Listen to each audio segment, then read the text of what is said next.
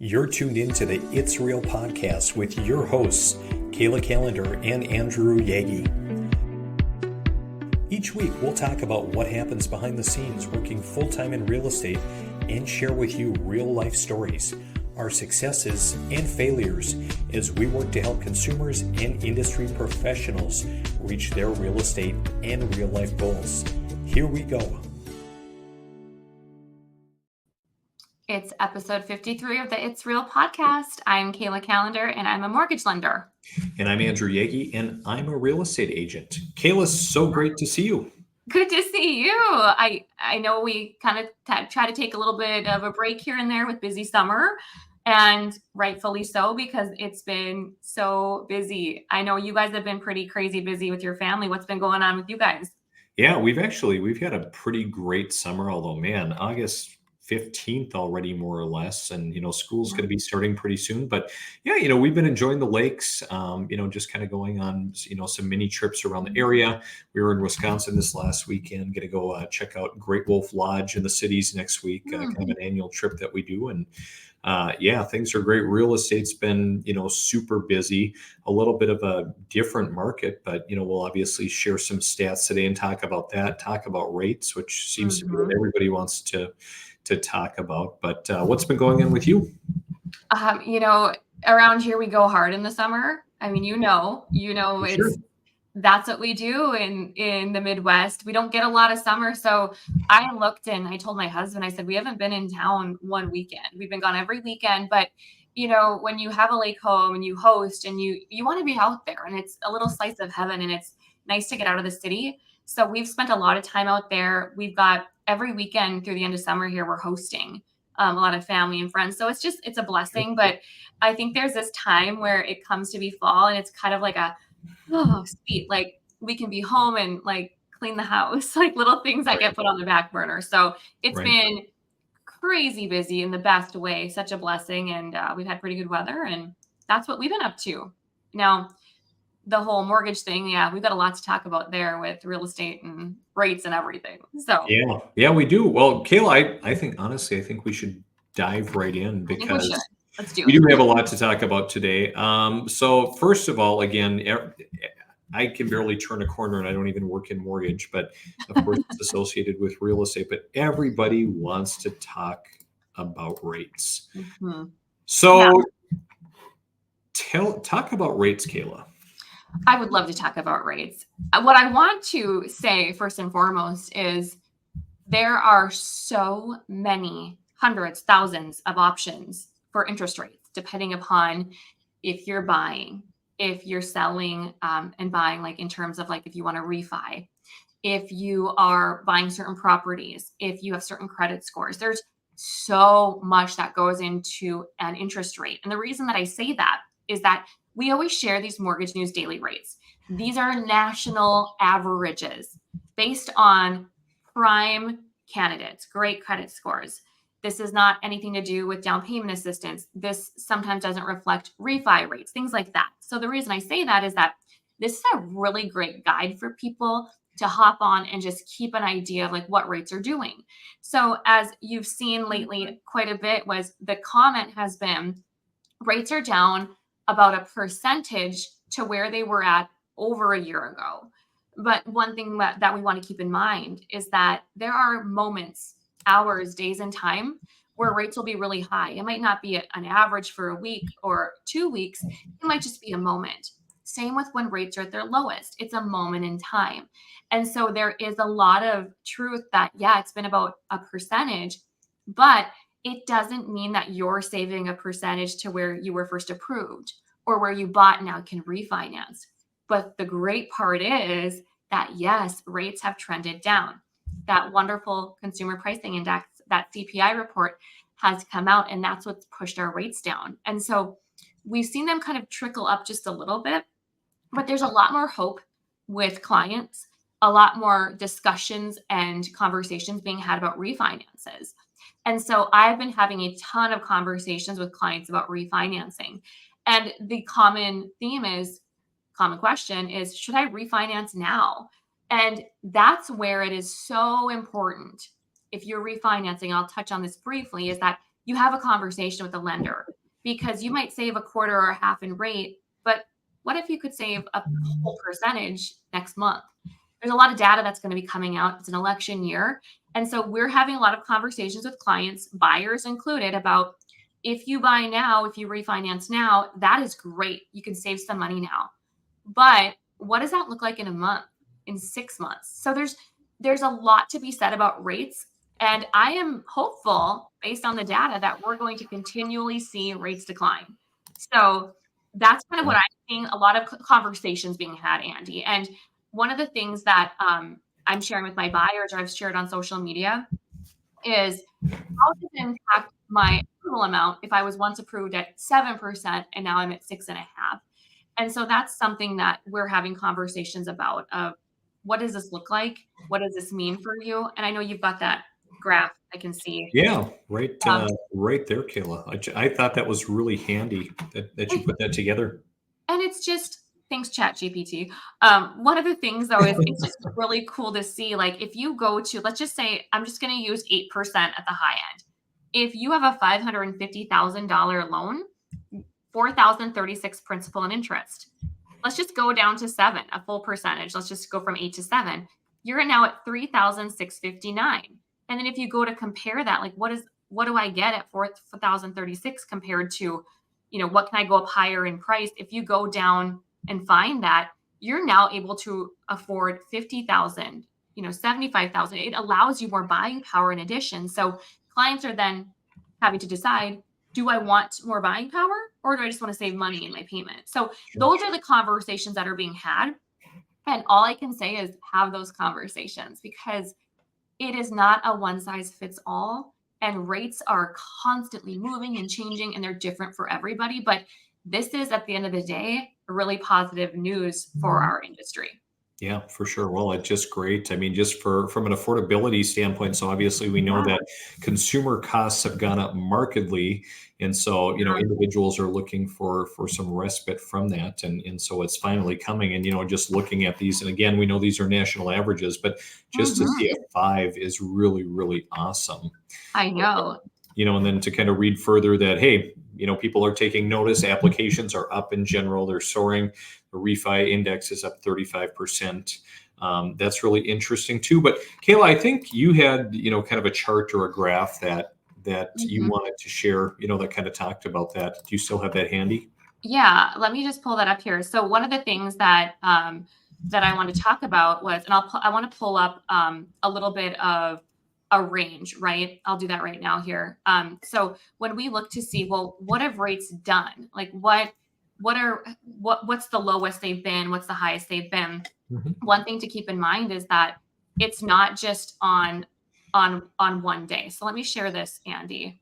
Hang tight here. I want to share this Yeah, that'd be great. with our crew.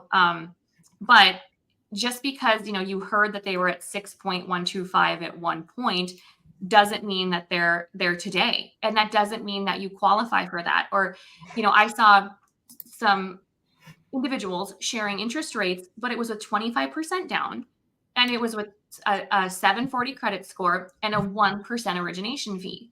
So if you have a loan amount for 500,000, you're paying $5,000 upfront for that rate. So I share that because I think it's just so important to note that it's not a one size fits all. I've Um, got a question for you, like, because of course, we talk about all of the different parameters that influence terms and rate and yeah, everything. What are you seeing, credit score wise out there? Are you seeing that, there are greater challenges with individuals coming to you? And I'm just looking at this, of course, on the real estate agent side, we don't get as involved, with some of the discussions on finances. That's largely with the lender. But I look at, having some rental properties myself and, screening for new tenants. And I have never seen so many low credit scores, like in even the 400 to 500 range, as I've been seeing lately. Are you seeing, just as affordabilities become more of an issue, are you seeing more of that, or? I am so much, Andy, and I'm really glad you brought that up. I wasn't going to talk about that today, but it is a big concern, because what I see is I see people posting rates. and saying, here's the rate today. Client sees 6.125. But if they have a 580 credit score and this is based off 740, it is so disheartening when all of a sudden you're being told, well, no, your rate's actually 8 1/8 or 7.5. And so there's almost this like confused thought process, or this anger of like, but I saw rates are this. And so I think it's important that if we are sharing anything with our consumers about rates, that we are educating them that this is not a one size fits all. Now more than ever, people are tight for cash. They're paycheck to paycheck. Andy, I pulled credit for another client yesterday, and this is probably the third time now that I've seen this amount. $86,000 car loan at this time was a 24% interest rate. And what's happening, our clients are trying to keep the things that they have, but they're now financing it. Credit card debt is through the roof. We are seeing cash out refinances where people are going from a 3.5% rate to a 6.5% rate. They're willing to trade the equity to pay off that higher debt, but it is very difficult to get people approved now more than ever. And so that's where I'm telling my realtor partners, I'm telling clients, like, this isn't something that we just want to get an application and push through. Like, this could take time because it's going to require education and counseling about your finances. So it has Mhm. been just a different beast. Yeah. Well, and obviously the economy's been challenging, but then even looking, and you've probably read some of the, the news articles as well, just talking about, is renting the future of single family homes just because of affordability. Mhm. And actually this article talks as well about home builders starting to, actually build more homes that are, more geared towards renting. 7.3% of newly constructed homes went into the rental market. But just, and I think citing, some of the issues you're talking about, where it's getting to be really, really challenging for the consumer to get qualified. So what is the alternative? Well, the alternative's to rent. Well, right. And I think that a lot of people just don't know what to do anymore. They're at a point where they're like, it doesn't make sense. I don't want to be tied to a mortgage. And so they're like, well, I'll just stick this out. And so part of me wonders that too, is if we're going to see a lot more people rent as rates come down, that provides a lot more hope, but it's tough to tell what's going to happen. But we see a lot of people signing those 12 month leases again. I mean, Mhm. a lot of people. So Great. Did you find that chart, Kayla? no, I can't find that chart, Andy. I can't share Sure. it. So I Well, will that's have okay. We can talk about it another episode. Kayla, I want to shift gears and talk a little bit about, just general, market. And we'll talk more, from the angle of the Fargo area, which, my area is slightly different, but it's going to be similar. And, you had shared this, just kind of talking about, oh, there you did find it. I have it. Okay, we'll It wasn't sidestep back to that. So you it go ahead. wasn't refreshing, but we got it if we want to come back. No, you can go ahead, and then we'll dive into some stats after that. So one of the things that I wanted to talk about was in this, it's you can see, you have current mortgage rates. This is just from Mortgage News Daily. You can see that there's a high point right at the beginning of probably end of 2023. But do you see there's a high point there? And then there's ups and downs and ups and downs. It's trending down. But Yep. as you can see towards the end of July, beginning of August, you see that it hit another low point, but then it snuck up a little bit. So when we're talking about, there's a 1% difference or there's such a change, remember it's points in time, and you could have caught, your house at a different point and you might be refinancing at another point. Now take into account what we just talked about: credit scores, down payment, loan to value, all of these things are taken into account. This is based off of a prime credit, excellent candidate. And I want to be honest about that so that people know that it's just not a one size fits all. It's just be aware. Be aware that it's going to be different for everybody. Right. It's almost like the, consumer perception is, hey, these are the rates and Yeah. anybody can walk in and everybody's going to get the same rate. Well, and I might be stepping on toes, or no, I'm not stepping on toes. This might be taboo to talk about, but that's why I get very concerned when people not in mortgage, like maybe they're in our industry, but they're not mortgage lenders. They share interest rates because I feel like sometimes they don't understand. You, Right. and you have such a great knowledge. You understand, but there's other people, realtors in our industry, that might post something. I saw someone post rates the other day, and it said like I said, 25% down with a 1% origination, or this is based off of 740 credit. And so clients get all hyped up and they're like, hey, there's a lender that has a 575 rate. And then we lenders are like, well, actually, that's not the case. Like, yes, it's true. If you fit that box, absolutely you can get that. So Right. it's a lot of kind of backpedaling for the client sometimes when they think it's just one rate. But people don't know what they don't know, and agents don't know what they don't know. And Kayla, I wouldn't know a lot of this if we wouldn't be 53 episodes of, talking real estate and I mortgage. think you'd Because know. honestly, you've educated me a lot, and I really appreciate that.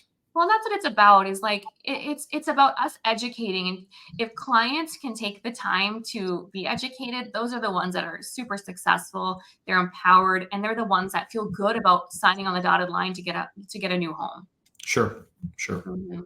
Very good. Well, let's talk some stats, Kayla. So, obviously things have been, there have been challenges and headwinds, in the real estate industry this year. And, a big part of that, due to the fact that rates have been so high and just, CPI and inflation and, all of the factors we've just been talking about, affordability is at an all-time low. In fact, before we talk about stats, I just want to pull up an Inman article because Keller Mhm. Williams Realty, they have their family reunion this week for their Fun. mega agent camp. And, Gary Keller was talking about the fact that, hey, we are in a recession as an industry right now. Mhm. And a lot of that due to rates and everything and affordability is an issue. Gary asserts that, the real estate is one of the only groups in the US right now that's in a recession, although I think it's a little bit more widespread. If you look at the ag environment, you look at, John Deere's been, doing some huge layoffs. A lot of the John Mhm. Deere network, they're trying to liquidate a lot of their inventory because they're sitting on way too much equipment. Fast food, they've had some headwinds. The car dealerships, have had challenges as well. I was talking to a car dealer the other day, and back at the start of COVID, like the average individual had a car that was about 8 years old. And even for that time, that was the highest average age of a car on the road. Now it's up to 12 years. So like new car sales are not there, even though, again, you're seeing some clients that are, borrowing 80 some $1,000s to buy a car, but their service, business really is up. But, so just kind of looking at real estate and looking at some of this, that, yeah, the industry is a little bit challenged. And of course, talking about recession is people spending less money. So people who are unemployed spend less money. And of course, they're not out there buying. So, I want to contrast that a little bit, looking at some of the stats here that we have on the housing market. Because if we look kind of across the Fargo-Moorhead area, home Mhm. sales are up. They're not up a huge amount, but they're up a Mhm. little bit.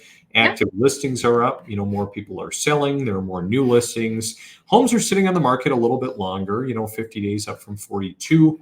Home Mhm. sales, the average home price continues to increase. Yep. And there are more pending home sales, and so that is encouraging to see. Also, on the other end of the spectrum, I see a lot of the home builders still in the Fargo area sending out weekly emails and like, hey, we've got a lot of inventory we need to move. Mhm. What's your perspective on kind of the overall inventory and kind of the market and what's going on for sales? I think people are still waiting for the election. I think there's a lot of consumer data, there's a lot of surveys, there's a lot of information that says, "I just wanna wait." And I hear that from clients too, or there's a lot of sense of defeat, and they're like, "Well, again, if I can wait it out, I'm gonna get a lower rate and then I can afford more." The problem is, in that graph you showed, $10,000 was the difference in price from last year to this year. And then I think about what your home could have appreciated in that time, but let alone you're now spending 10,000 more. So a lot of times, again, it comes down to the education. What's the cost of waiting? I know it's rates are higher, but right now there's not a lot of competition. You're not having to fight tooth and nail to see a home and make an offer. And what I'm seeing is that clients are able to get homes with seller concessions still around here. My thought, Andy, and this is mine alone, is that a lot of people are either defeated or they just want to wait to see what happens. I'm just going to wait and see. But I hope that if people are serious, And if they do wait, they're prepared for what could happen. Rates decline. Clients, now we saw in that graph, more consumers are coming into the market to purchase. But on top of it, we have individuals refinancing. That means lenders are busy, appraisers are busy, title companies. And we have this storm of what we saw in 2020.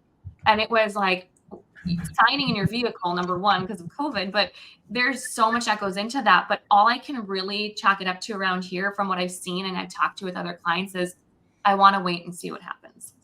Sure. And there are a lot of people that say that. And some people say, well, you're just saying that, or it's cliche, it's an election year, but there are actually stats out there that show it. In fact, Kayla, if you look over the past 11 presidential elections, home sales generally increase. So after how many of the last 11 presidential elections did we see home sales increase? That's a really great question. Are you quizzing me? I'm quizzing you. This is a trivia question. This is for pretend like I'm Regis Philbin and we're on Who Wants to Be a Millionaire. And you're out of all of your phone a friend, and this is your $1 million question. I'd phone my mom. She knows everything. Seriously. Oh, Barbara. 11.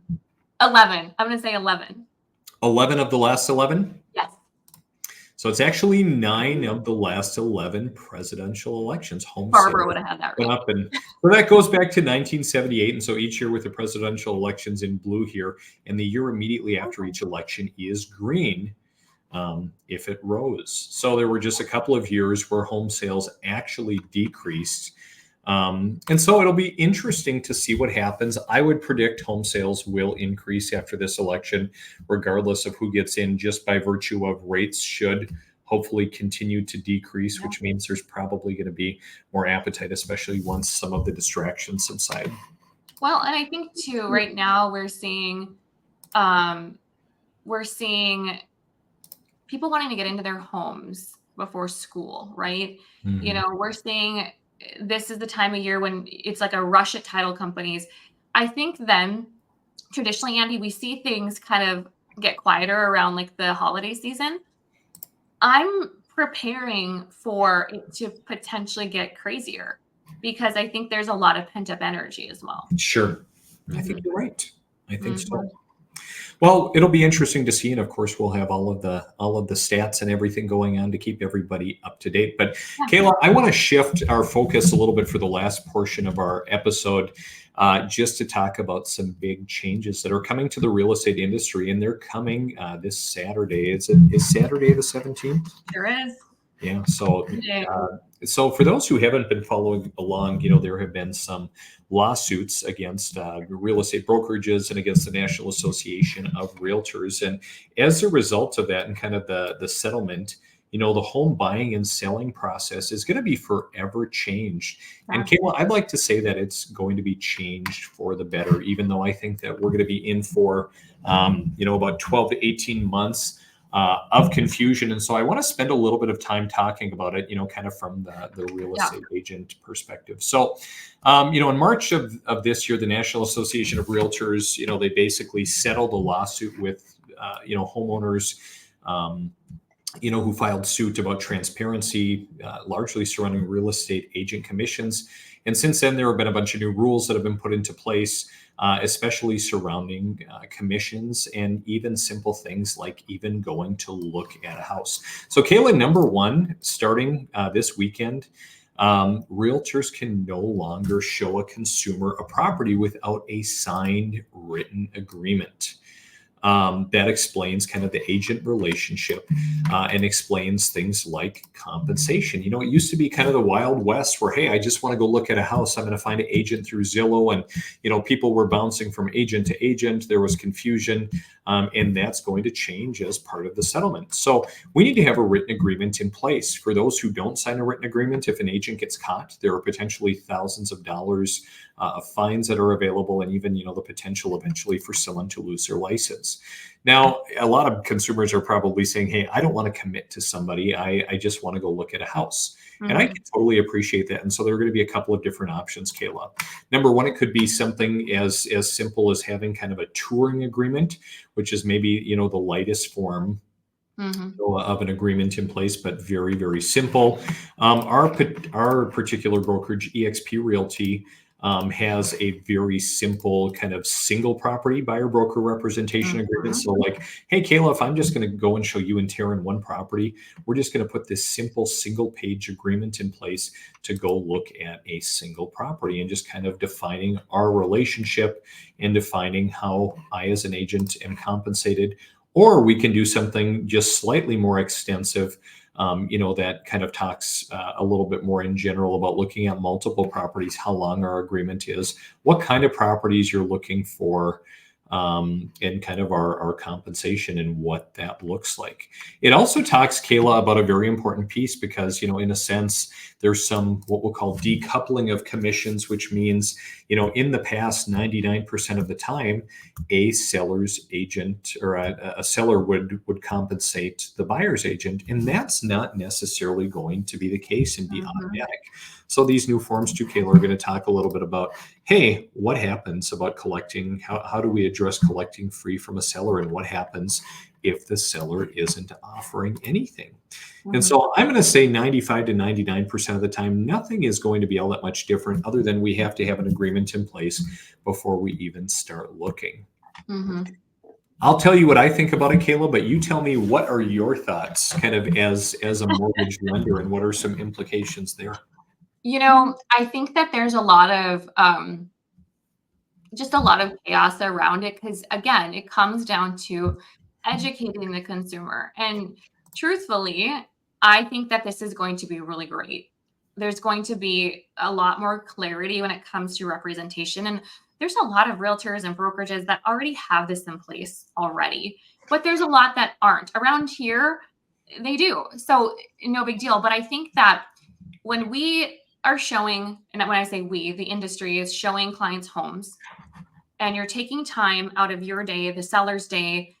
We don't know sometimes if they're approved or not. A lot of times they are, but I think we want to ensure that people are serious. And so it's the biggest purchase you'll ever make. So I'm grateful that it's in place. I think it's great that you have this, one single property agreement. I think that's great too. So I'm excited for that. I think that'll be great.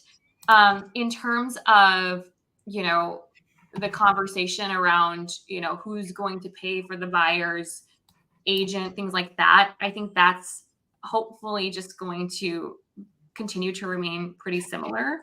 I just think that it's just going to be a little bit more clear about how people are getting paid. And I think to be clear is to be kind. So I like that. To be clear is to be kind. And yeah, I think you're right. There, like I said, there's going to be some confusion for the next 12 to 18 months. I mean, people have generally, seen some of this in the news, although not that many people know about it. So we're just going to really have to step up our game, as agents, as we are, kind of explaining options. And the tough part is, we've talked in the past statistically, half of the agents out there in the nation that are licensed sell 0 to 1 homes a year, which really leads to a lot of incompetence, added costs, deals that get wrecked or get screwed up. And so now, Kayla, more than ever, it's going to matter who you work with. And we always work really hard to get individuals, to come into our office for a consultation. And those individuals that do come in, we have a lot more success. We spend less time looking for homes. We don't waste time looking for homes that, don't check the boxes. And generally they get to know us. We build a relationship and we have a better experience. So more of that is going to be happening. And again, we're working with select individuals in the first place in our office. So I think things are only going to get better. And, hopefully there are going to be some individuals who really aren't dedicated, to real estate and who aren't working in their clients' best interests that are going to disappear, which means people are going to be better represented and going to have a better experience. And I love that because I work with realtors day in and day out. And I know what it's like to be on the lending side. And I know what it's like to see a smooth transaction. And when you get into contract, when you find a home and you write an offer, the work is just getting started. Correct. And when you have things happen. I mean, things pop up in our industry that are, just they're surprises or things you don't expect. And it's so important to have representation that's going to take care of you and educate you and give you the best options, because it's not very often that things just go completely smooth, no hiccups. I mean, you have home inspections, you have appraisals done, you have certain things with sellers to buyers. I mean, I was working with a realtor on a deal We just closed a few weeks ago, and the seller left so much stuff.